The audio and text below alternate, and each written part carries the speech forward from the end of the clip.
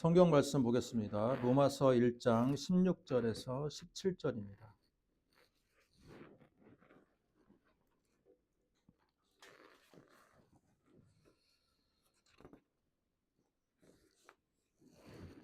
로마서 1장 16절에서 17절.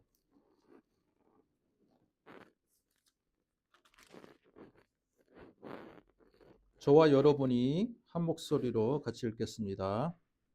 내가 복음을 부끄러워하지 아니하노니 이 복음은 모든 믿는 자에게 구원을 주시는 하나님의 능력이 됨이라. 먼저는 유대인에게요, 그리고 헬라인에게로다.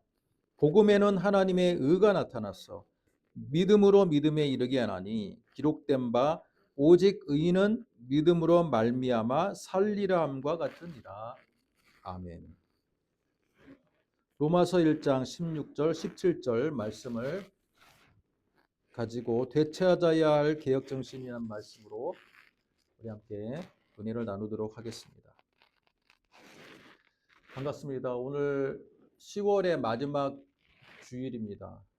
10월의 마지막 주일이면 여러분이 항상 기억해야 될 게 뭡니까? 종교개혁주일이다. 종교개혁주일이다. 꼭 기억하셔야 됩니다.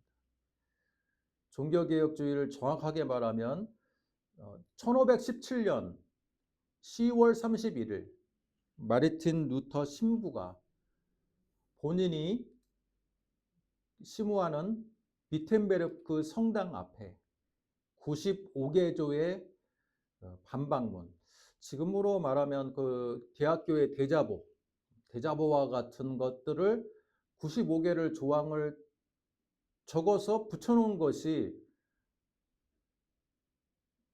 마르틴 루터도 예상하지 못했고 주변 사람들도 예상하지 못한 개혁의 불씨가 되었습니다. 종교개혁주의라면 저는 작년을 좀 떠올리는데 작년에 어떤 일이 있었습니까? 저희가 한 4주에 걸쳐서 개혁이라는 주제로 우리가 말씀을 들은 적이 있습니다.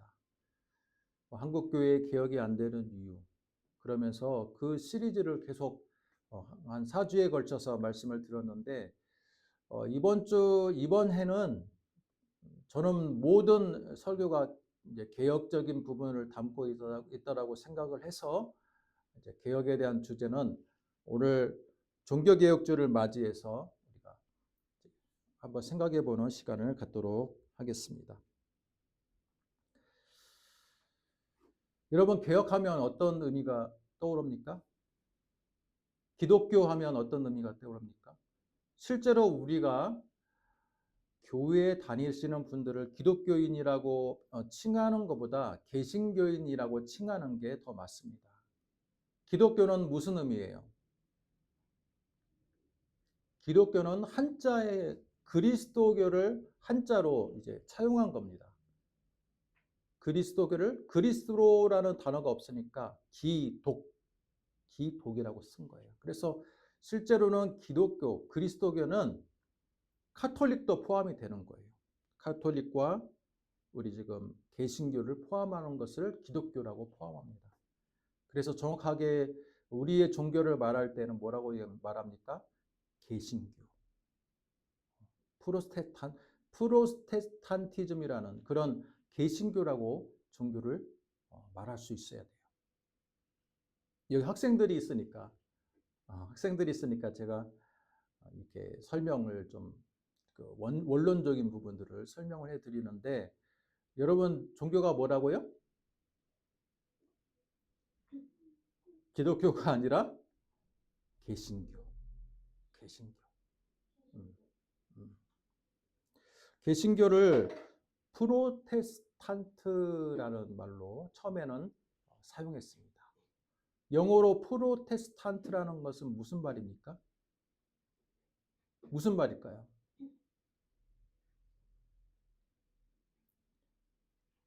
항의자, 저항하는 사람, 이탈하는 사람. 여러분 뜻을 한번 잘 생각해 보세요. 이탈하는 사람, 저항하는 사람, 항의하는 사람. 그 어감이 어때요? 어감이 좋은 의미 같아요? 조금 부정적인 의미 같아요. 맞아요. 부정적인 의미예요. 프로테스탄트라는 이름을 붙여준 사람들은 누굽니까? 기존의 카톨릭 세력들이 루터를 추종하는 사람들을 가리켜서 그렇게 부른 겁니다. 아, 우리 카톨릭으로부터 이탈한 자들이다. 우리 카톨릭에 대해서 저항하는 자들이다. 불만을 가진 세력들이다. 아, 그렇게 표현하는 것입니다.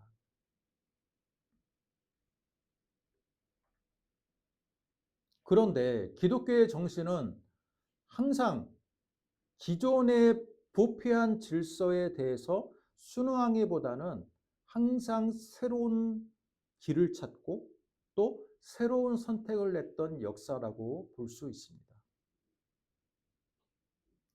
예수님을 믿는 예수님의 12 제자들도 어땠습니까? 처음부터 이방인들을 예수 믿는 사람들, 아, 이방인도 불쌍한 영혼들이니까 그들도 전도해야 돼. 그렇게 생각했습니까? 아니에요. 베드로를 위시한 대부분의 예수님의 12 제자들은 유대인들, 예수님이 우리 스승이 유대인으로 나왔기 때문에 유대인들에게만 구원의 말씀을 주신 거야 라고 생각했어요. 그러나 사도 바울과 더불어서 이방인 교회들이 점차 예수를 믿어감에 따라서 어떻게 됐습니까?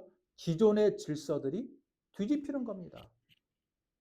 예루살렘 공의회의 사도 바울이 대표로 와가지고 이방인에게 복음을 전했더니 이방인에게도 무엇이 임한다? 성령이 임하고 회개의 영이 임하고 그들의 삶이 변하고 또 많은 사람들이 교회 안에 모여서 세계 곳곳에 교회가 세워지고 있다는 것을 증언함에 따라서 사람들의 인식이 바뀌는 거예요. 아, 우리 예수님이 이 땅에 오신 것은 유대인들에게만 구원을 주기 위한 것이 아니구나라는 것을 사람들이 다 느끼게 되었습니다. 그래서 어떻게 됐습니까? 예루살렘 공의회를 통해서 이제는 복음이 이방인들에게도 열리게 되었고 또 이방인 교회들이 진정한 예수 그리스도의 한 몸이신 교회로서 인정을 받게 되었습니다. 처음에는 작은 무리들이 모여가지고 이방인 교회로 처음에는 이루어졌어요.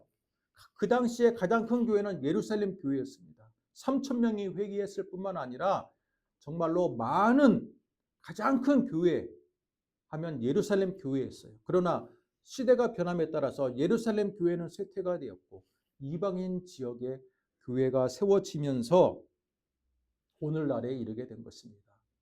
여러분, 그래서 소수의 무리가 모여서 어떤 기존의 부패한 권력에 항거한다고 해서 소수의 무리를 우리는 작은 불씨라고 생각하고 작게 여길 수 있습니다. 그러나 어떻습니까? 43세에 조그마한 독일 시골 마을의 성당을 지키는 한 사람의 대자보에 의해서 지금 전 세계의 종교계가 완전히 바뀌게 된 것입니다. 한 사람의 불꽃이. 그렇다면 여러분, 프로테스탄트라는 이 단어는 카톨릭에서 지어준 부정적인 의미지만 실제로는 저는 귀하게 모아야 될 별명이다라고 생각합니다. 여러분, 오늘 말씀의 제목이 뭡니까? 되찾아야 될 개혁정신입니다. 자, 한번 따라해 보겠습니다. 되찾아야 될 개혁정신. 네. 프로테스탄트라는 그 단어 속에 이미 개혁자, 기존의 질서에 대해서 반감을 가지는 자, 개혁하는 자들, 저항하는 자들, 분리하는 자들, 자, 그런 의미가 있어요. 만약에 지금 우리가 살고 있는 이 대한민국 땅에 개신교가 부패했다면 또 다른 개혁의 운동이 필요하지 않을까요? 또 다른 운동이 필요하는데 그 운동이 이미 프로테스탄트의 기본 정신 가운데 숨겨져 있다라는 거예요. 숨겨져 있다라는 거예요. 여러분, 제가 이전에도 몇 번 말씀을 드렸지만 유럽사에서는요. 유럽사에서 프랑스는 카톨릭의 종주국이라고 그렇게 말합니다. 이태리, 프랑스는 카톨릭의 거의 종주국 같은 역할이에요. 그런데 주변에 개신교를 받아들인 영국, 독일, 종교의 모양새가 다릅니다. 그런데 여러분, 개신교가 있는 곳은요, 굉장히 개혁적인 부분들이 많아요.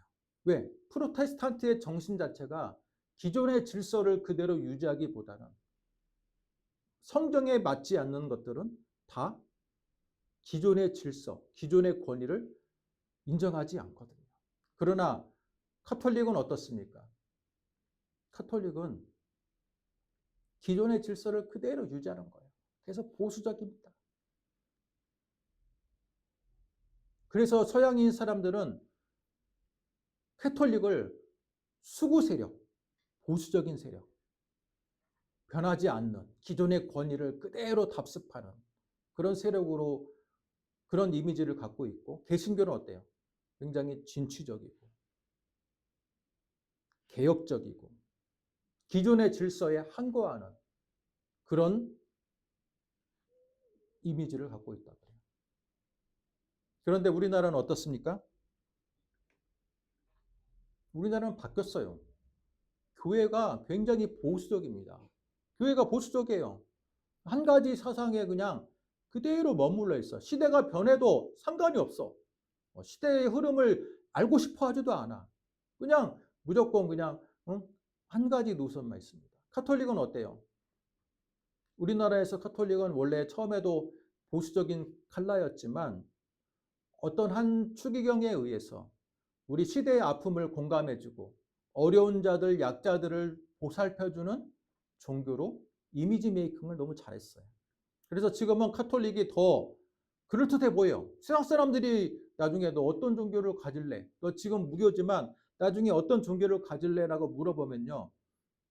아마 개신교보다는 그나마 카톨릭이 그나마 더 호감도를 갖고 있다라는 겁니다.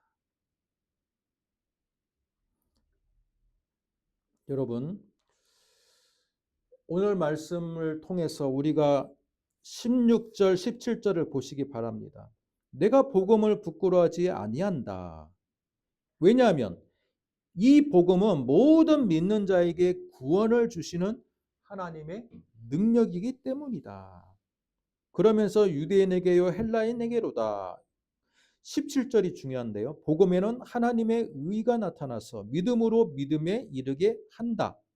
오직 의인은 믿음으로 말미암아 살 수 있다. 여러분, 우리가 오늘 읽은 이 말씀은 종교개혁의 모토가 되는 말씀이에요. 마르틴 루터가 95개조의 방반문을 쓰게 만든 큰 깨달음을 얻게 한 말씀이에요. 그러나 우리 지금 관점으로 보면 어때요? 지극히 평범한 말씀이지 않습니까? 여러분 여기 교회 다니신 분들 다 오랫동안 교회를 다니신 분들인데 여러분들 가운데 이 로마서 1장 16절과 17절이 뭐 큰 깨달음으로 와닿는 분이 있어요? 그렇지 않아요. 그냥 이거 교회에 그냥 흔히 신약 성경에서 흔히 볼 수 있는 말씀이에요. 믿음으로 구원받는다. 믿음은 그죠? 오직 의인은 믿음으로 말미암아 산다. 이신층의 복음이 그냥 핵심적으로 잠깐 소개되고 있을 뿐이지 그 안에서 우리가 어떤 큰 깨달음을 얻거나 큰 감동을 주는 말씀은 솔직히 우리에게는 아니에요. 그러나 왜 이 두 구절이 500년 전에 독일 땅에서 살았던 한 시골 성당을 지키고 있던 카톨릭 사제 출신이었던 루터에게는 큰 충격으로 와닿았을까요? 그것은 그 당시에 카톨릭의 권위에 위배되는 말씀이기 때문에 그래요. 그 당시 카톨릭은 어떤 종교였습니까? 지금도 마찬가지지만 교황이 최고의 종교 지도자가 되어서 교황이 중심으로 몇 명의 추기경들이 모여서 종교회의를 통해서 결정한 것들이 성경의 권위보다 더 높아지는 시대였습니다. 여러분이 알고 있는 카톨릭의 여러 가지 종교회의 결과들이 뭐가 있습니까? 연옥설이 있잖아요. 연옥설. 성경에는 나오지 않지만 카톨릭에서 지옥과 천국 사이에 중간지대를 주었습니다. 연옥이라는 제도를 줬어요.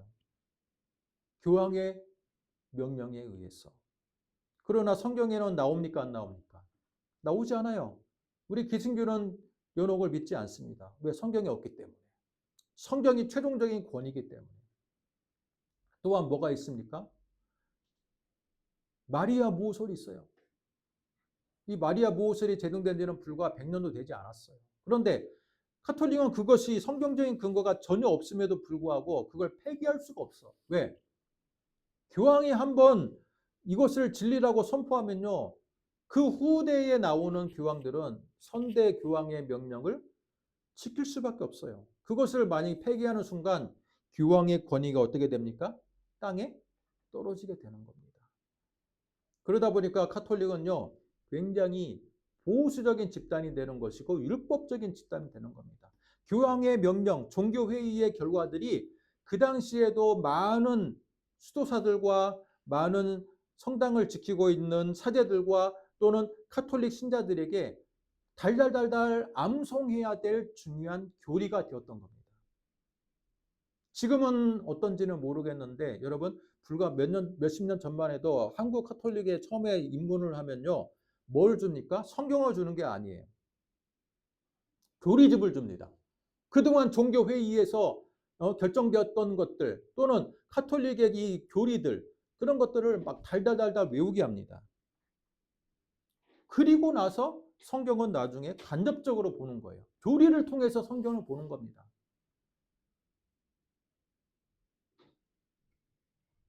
그러나 개신교는 어떻습니까? 물론 세례 학습과 세례 받을 때는 간단한 교리집을 주지만 그것은 정말 작은 부분이고 대부분의 성경 공부와 대부분의 이 말씀과 설교는 다 성경 말씀에서 기반을 하는 거예요. 왜? 개신교에게 있어서 가장 근본적인 진리의 권위는 목사도 아니고 전도사도 아니고 장로도 아니고 사람이 아니라 누굽니까? 종교회의도 아니고 성경에서 나오기 때문에 그래요. 권위의 근거가 다르다라는 겁니다. 자, 오늘 카톨릭과 개신교의 차이를 가장 근본적으로 우리가 느낄 수 있는 것, 첫 번째 뭡니까? 오직 성경입니다. 여러분, 좀 용어 자체가 라틴어로 되어 있지만 솔라 스크립트라, 솔라 그라시아, 솔라 뭐가 있습니까? 피데. 이 세 가지가 종교개혁의 기본적인 모토인데 이것을 한글로 말하면 뭐라고 말합니까? 오직 성경, 오직 믿음, 그 다음에 뭡니까?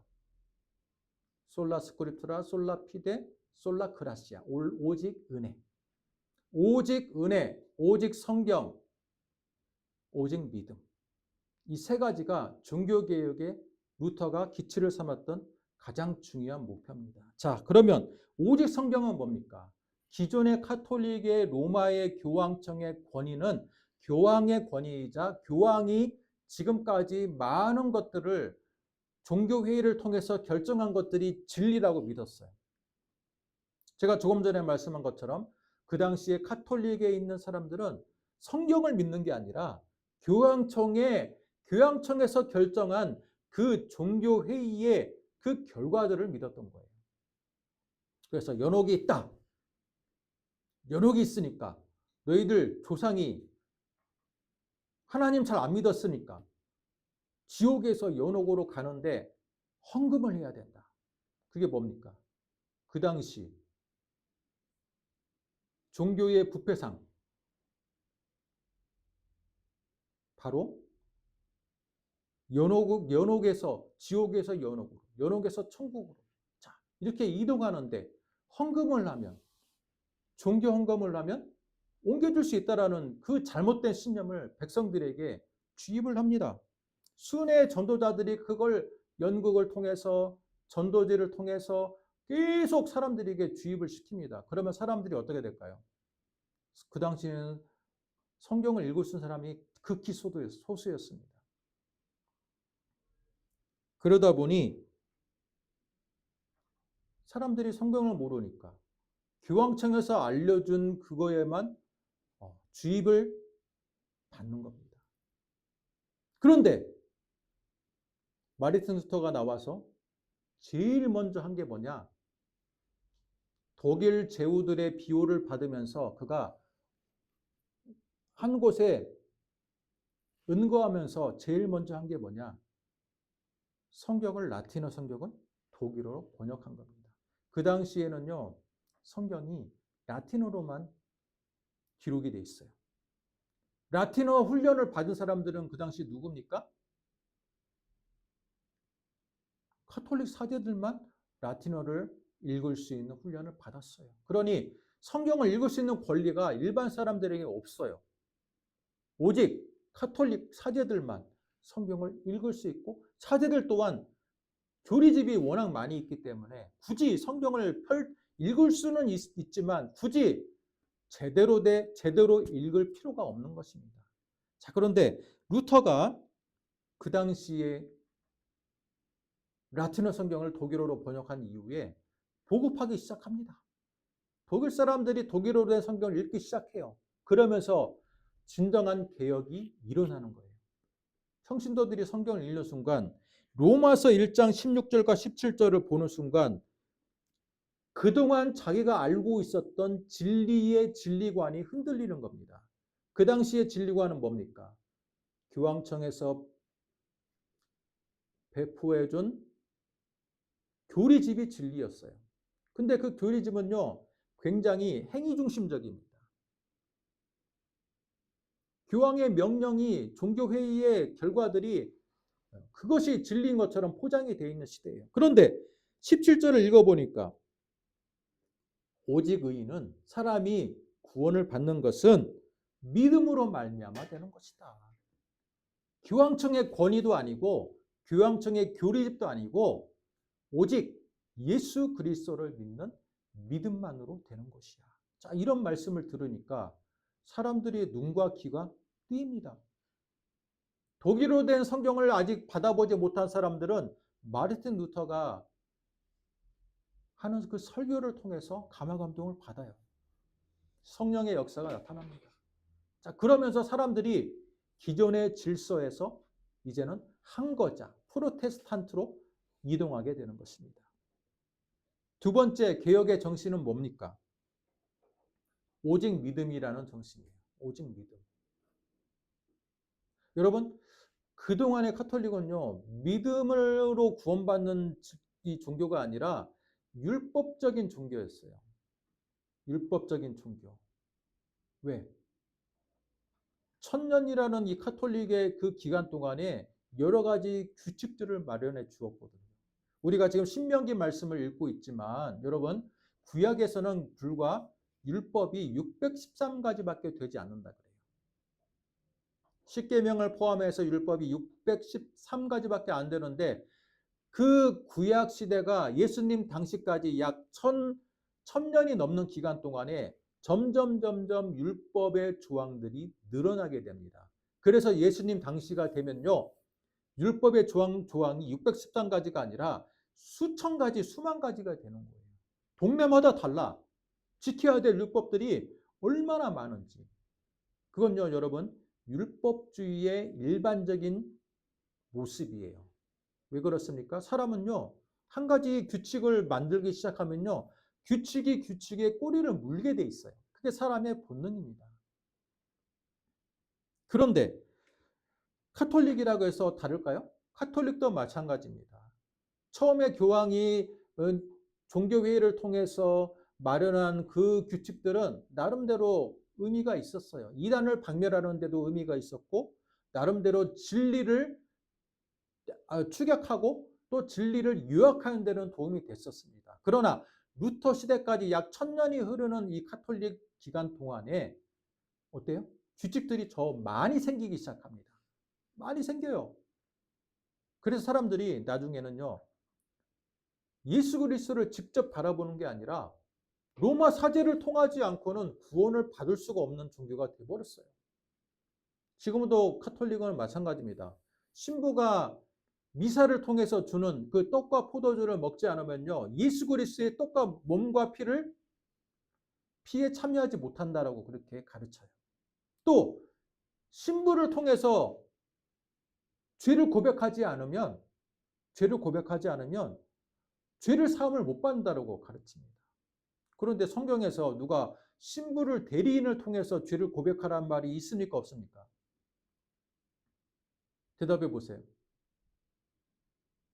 고해성사를 신부를 통해서 다른 사람에게 고해성사를 해야지 죄 용서를 받는다는 말이 있어요? 없어요? 도대체 누가 만든 제도입니까? 교황청이 만든 제도를 지금까지 카톨릭은 폐기할 수가 없어요. 왜? 폐기하면 과거에 교황 모호설도 있거든요. 카톨릭에서 제정한 중에 하나가 뭐냐면 교황 모호설이에요. 교황이 제정한 모든 규칙은 오류가 없다라는 거예요. 그런데 그것을 폐지하면 어떻게 돼요? 스스로 권위를 폐지한 꼴이 되기 때문에 폐지할 수가 없어요. 아무리 시대를 역행하는 규칙일지라도 폐기가 안 됩니다. 하지만 프로테스탄트라는 건 뭐예요? 항상 저항자예요. 기존 권위가 안 맞으면 깨부수는 사람들이에요. 루터가 삼았던 가장 중요한 무기 중에 하나가 바로 솔라 피데입니다. 오직 믿음. 오직 믿음은 개인적인 믿음인 거예요. 지금까지 율법적인 규칙들로 많은 사람들을 올감했던 그 종교에서 이제는 그 규칙들이 무슨 의미가 있냐. 내가 예수 그리스도를 성령을 통해서 받아들이냐, 영접하느냐, 영접하지 않느냐에 따라서 내가 하나님의 백성이 되느냐, 안 되느냐가 결정되는 것이지, 카톨릭에서 나눠주는 규칙서, 교리서, 그것들을 다 외우고 지킨다 한들 그게 내 영혼에 무슨 의미가 있느냐. 여러분, 이건요 엄청난 전환입니다. 우리가 볼 때는 로마서 1장 16절 17절 그냥 뭐 성경 이거 흔한 말씀이지 그렇게 생각하지만, 이 말씀을 진리로 받아들인다는 것은 기존의 카톨릭 질서를 나는 받아들이지 않겠다라는 뜻인 거예요.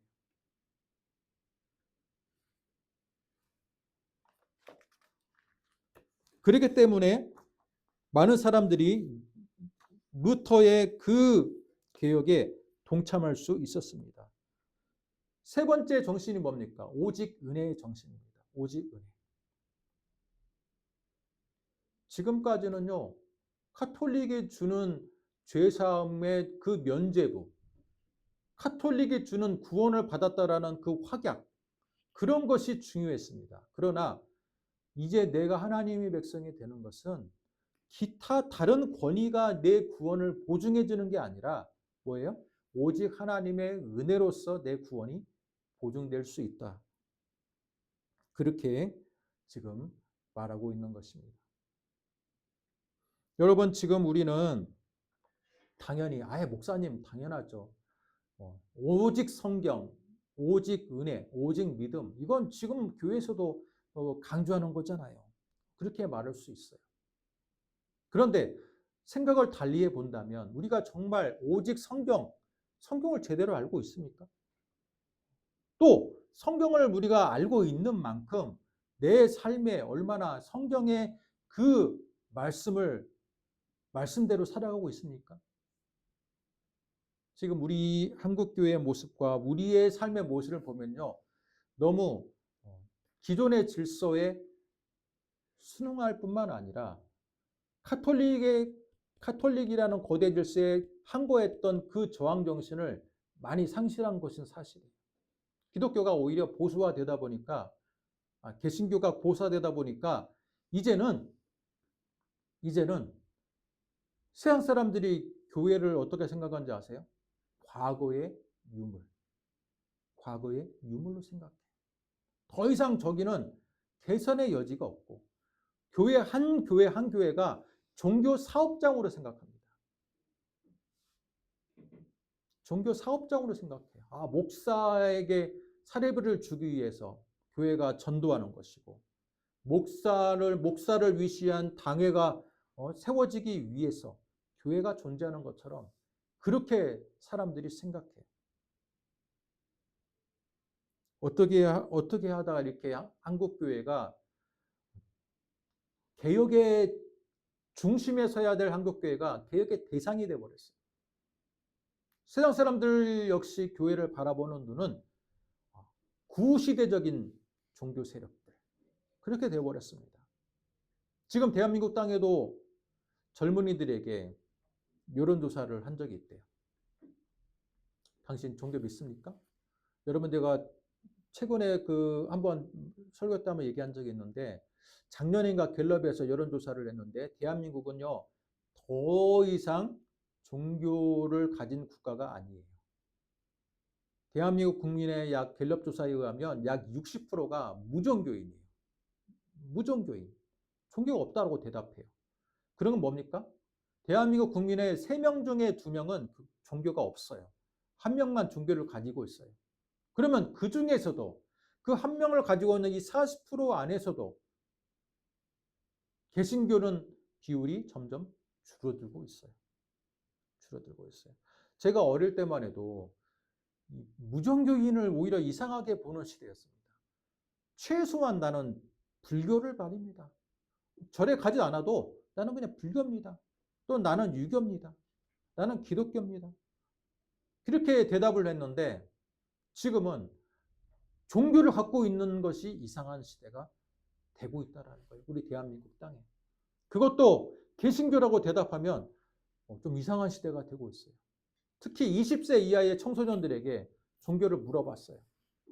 그러면 10명 중에 4명은 종교를 갖고 있다라고 이렇게 말하니까. 그런데 오히려 20세 이하 청소년에게 조사를 해보니까 60%의 무종교인이 난 게 아니라 80%가 무종교라고 나온다. 그 뭐예요? 지금의 청소년들은요, 아예 종교가 없는 세대를, 새로운 시대가 지금 나타나고 있는 거예요. 종교가 없는 시대를. 이런 시대적인 상황에서 우리 개신교가 해야 될 방향은 무엇입니까? 해야 될 방향이 뭐예요? 기존 질서에 저항하고 진보적이고 또 종교적인 타락에 대해서 그것을 묵과하기보다는 그것을 지적하고 계속 개혁해 나가야 되는 정신을 이어받아야 돼요. 그러나 지금 최근에 일어나고 있는 이 총회의 결정들은 무엇이에요? 교회 세습적인 것들, 세습 방지법을 통합적에서는 마련하려고 했으나 통과는 됐으나 버젓이 자기 아들을 세습합니다. 제재하지 못해요. 교회가 가지고 있는 여러 가지의 부정성에 대해서 총회가 개입을 하려고 해도 이건 우리 개교회의 문제야. 우리 당회에서 통과된 건데 총회가 무슨 간섭을 해? 자, 그렇게 하면서 교회의 타락이 오히려 목사 중심으로 이 소수의 이 당회원들 중심으로 교회가 쉽게 세습되고 타락될 수 있는 여지가 많다라고 그렇습니다. 그래서 많은 교회 개혁자들이 무엇이라고 말합니까? 오히려 소수의 인원들로 교회의 중요한 결정들이 이루어지는 이 당의 구도 자체가 너무 비상식적이고 비시대적이다라고 말합니다. 오히려 교회가 개혁되어야 될 때 가장 먼저 개혁되어야 될 부분이 뭐냐? 바로 당의 중심적인 교회 운영을 막아야 된다.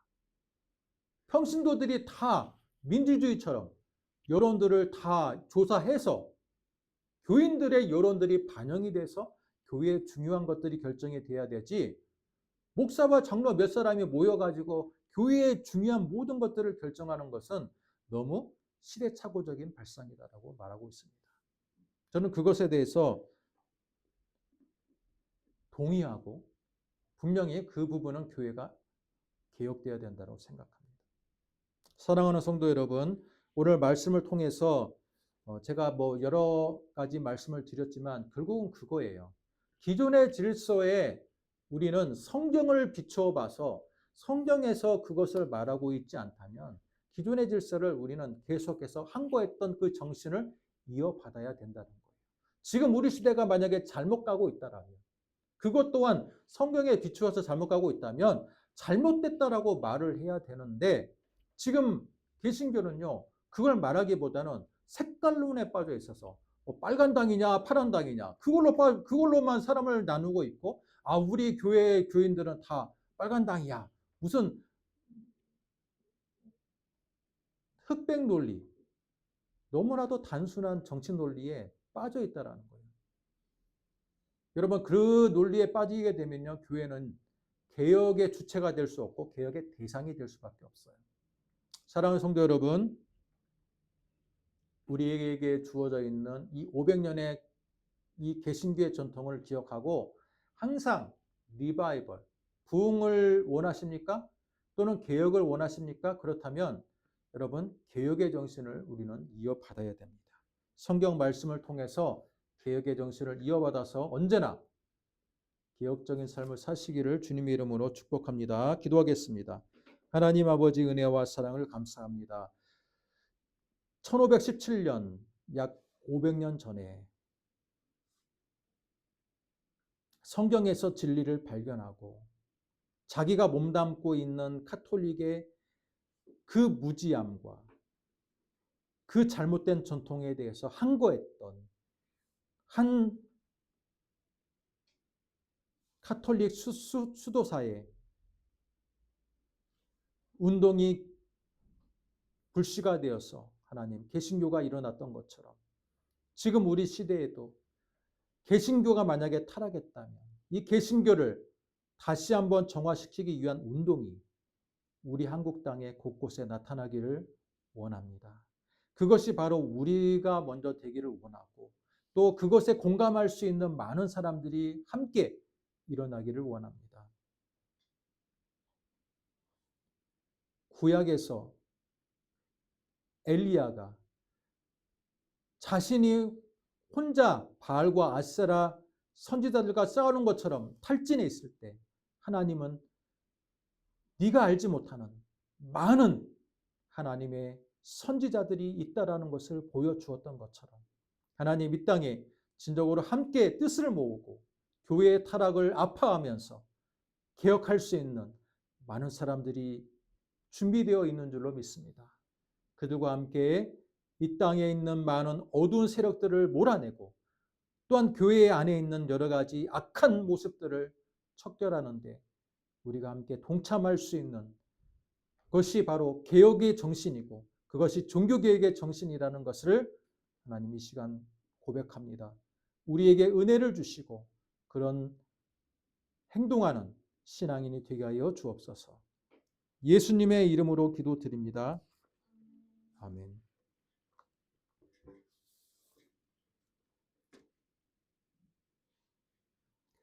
595장 찬송하며 준비한 헌금 드립니다.